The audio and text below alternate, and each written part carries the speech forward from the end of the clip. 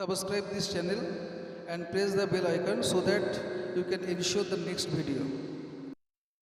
Hello guys, today I am going to discuss about the most important topic in English grammar, that is voice. You know what is voice? Voice, the topic is voice. Voice that means voice change, that means বাচ্য পরিবর্তন। Voice কে আমরা তিনটে ভাগে ভাগ করতে পারি: active voice, passive voice, কিওসি passive voice. Active voice তার বাংলা মানে হচ্ছে কর্তৃবাচ্য, প্যাসিভ ভয়েস যার বাংলা মানে হচ্ছে কর্মবাচ্য, কিওসি প্যাসিভ ভয়েস যার মানে হচ্ছে কর্মকর্তৃবাচ্য।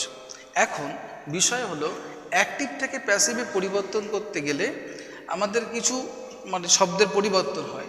যেমন আই থাকলে বাই মি হবে, হি থাকলে বাই হিম হবে, সি থাকলে বাই হার হবে, দে থাকলে বাই দেম বসবে, উই থাকলে বাই আস হবে, ইউ থাকলে বাই ইউ হবে, ইট থাকলে বাই ইট হবে, রাম থাকলে যে কোনো নাম, রাম শ্যাম যদু মধু যাই হোক, রাম থাকলে বাই রাম হবে, আর হু থাকলে বাই হুম হবে। এইটুকু আমাদের প্রথমে প্রাথমিকভাবে শিখতে হবে। এবার আমরা টেন্স ওয়াইজ যে পরিবর্তনগুলো আছে ভয়েস সেন্সে, সেই টেন্স ওয়াইজ পরিবর্তনের দিকে আমরা আসি।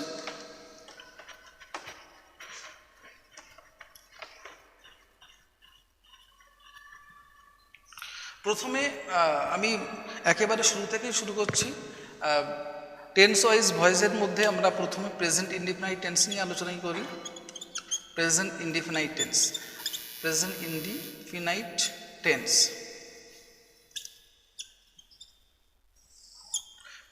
আমরা প্রেজেন্ট ইনডিফিনাইট টেন্সটা কীভাবে চিনব? How do you recognise the present indefinite tense? Subject ভার্বের one, object. Number one, Ram eats rice. Active voice থেকে প্যাসিভ ভয়েসে পরিবর্তন করতে গেলে আমাদের মূলত যে বিষয়টা খেয়াল রাখতে হবে সেটা হচ্ছে এখানে বাক্যের যে অবজেক্ট সেটা সাবজেক্ট হবে। এখানে যেহেতু অবজেক্ট আমার রাইস, তাই রাইসকে প্রথমে নিয়ে এসছি। রাইস ইজ বসবে একটা বিভার। এবার ইর ভার্বের 3 নম্বর ফর্ম হচ্ছে ইটেন, ইএন, ইটেন। আর রাম আছে বাই রাম। তাহলে অ্যান্সারটা কি দাঁড়ালো? Rice is eaten by Ram. Number two, example number two, he plays football. এখানে অবজেক্ট কোনটা? এখানে অবজেক্ট হচ্ছে ফুটবল। ফুটবলটাকে আমরা প্রথমে নিয়ে আসি। যেহেতু ফুটবল খেলা একটা, বাক্যের কর্তা দ্বারা সিঙ্গুলার ফর্ম বোঝাচ্ছে, তাইলে আমরা ইজ বসাবো। Football is. প্লে ভার্বের 3 নম্বর ফর্ম হলো played. Play, played, played. He থাকলে কি বসবে? By him. তাহলে খুব সহজেই আমরা লিখতে পারলাম যে football is being played by him. তো আমরা প্রেজেন্ট ইনডিফিনাইট টেন্সের আমরা কি শিখলাম? তাহলে identify of present indefinite tense, এবং প্রেজেন্ট ইনডিফিনাইট টেন্সে থাকলে আমরা কিভাবে ভয়েস চেঞ্জ করব, মানে অ্যাক্টিভ থেকে প্যাসিভ করব, সেই প্রসেসটাই আজকে শিখলাম।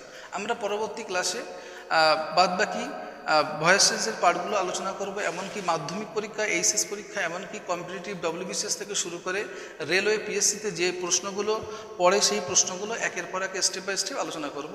তো সাথে থাকার জন্য ধন্যবাদ। আমার চ্যানেলটি আপনার ভালো লাগলে সাবস্ক্রাইব করবেন এবং পাশে বেল আইকন ক্লিক করবেন।